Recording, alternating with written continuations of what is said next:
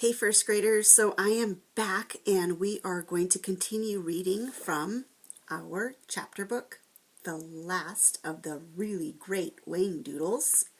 And when we left off, the professor and the children had come to the bridge and he was explaining to the kids that he could not see the bridge to cross over to the Whangdoodles castle. And Lindy told him because he didn't have his scrappy cap on. So I'm going to continue from there. We're going to find out what happens because he's saying he can't go on and the kids are trying to get him to go on. Lindy said in a choked voice, "You should have had a scrappy cap." She burst into tears and rushed into his arms. "I didn't think that all this would happen," she sobbed. "I just can't bear to think of you not going with us. It's too sad." "Are you sure you've tried hard enough?" asked Tom. "You must believe me, Tom. I've tried as hard as I can. You know how much I want to see the Whangdoodle. This is simply one of those times in life when, in spite of every effort, one fails.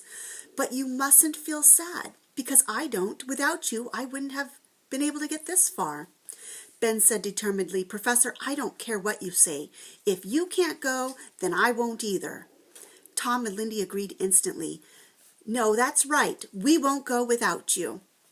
The professor blinked hard and said, "That's very dear and just like you, but you will go on, and I will tell you why, because for me, it will be the next best thing to being there.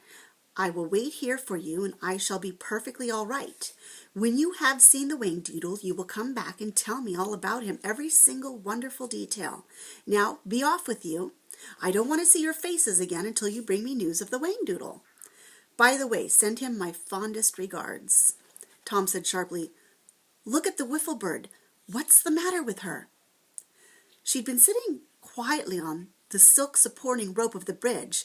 Now she was strutting up and down stiffly, as if hypnotized. "What on earth?" The professor rose frantically, looked up, and recoiled in horror. "Look out!" he shouted. The sky suddenly became dark. The children had a glimpse of the monstrous head with a huge, sharp, pointed beak coming straight towards them. It was the Geist. Too late, the wiffle bird flew into the air. Startled out of her trance, she screamed, "Mayday!" The children flung themselves clear of the slashing talons. The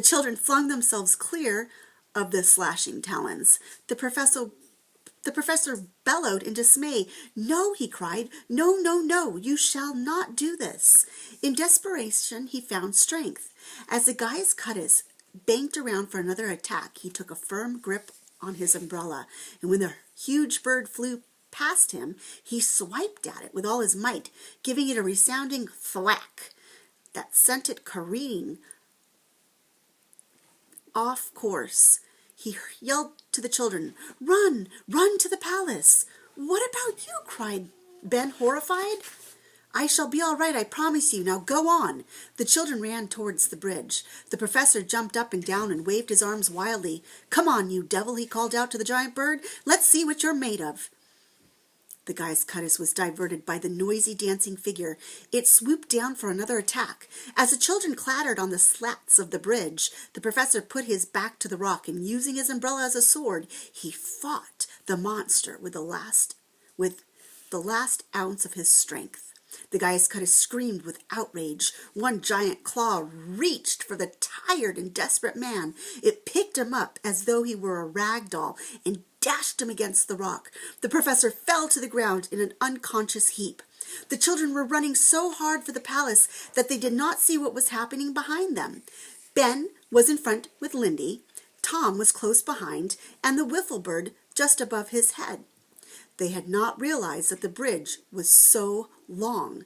Their frantic chase made it sway dreadfully, and Lindy gasped as she glimpsed the boiling, foaming river thousands of feet below. "Ben, Ben, don't go so fast," she cried. Her foot slipped between the slats, and she crashed to her knees, crying out in pain. Ben turned to help her and suddenly screamed with fear, "Look out, Tom!" The Geist was only inches away from Tom.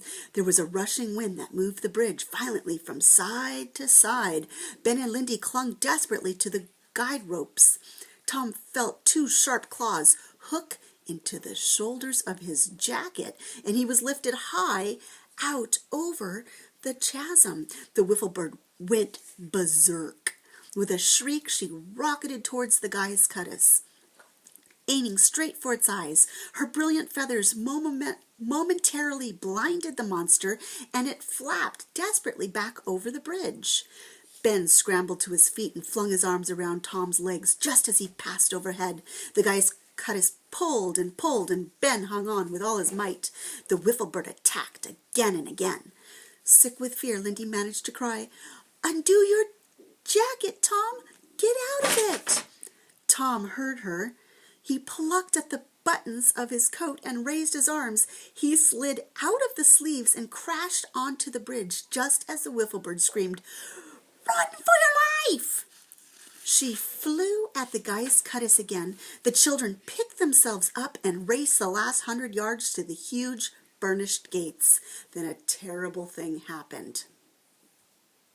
And we're going to stop there. All right, guys. When we read this again, we will find out if they get away from the guy's cutis and if they're able to cross the bridge and get over to the palace. You'll have to wait for the story to be continued. And remember, don't forget your scrappy caps when we read. See you later.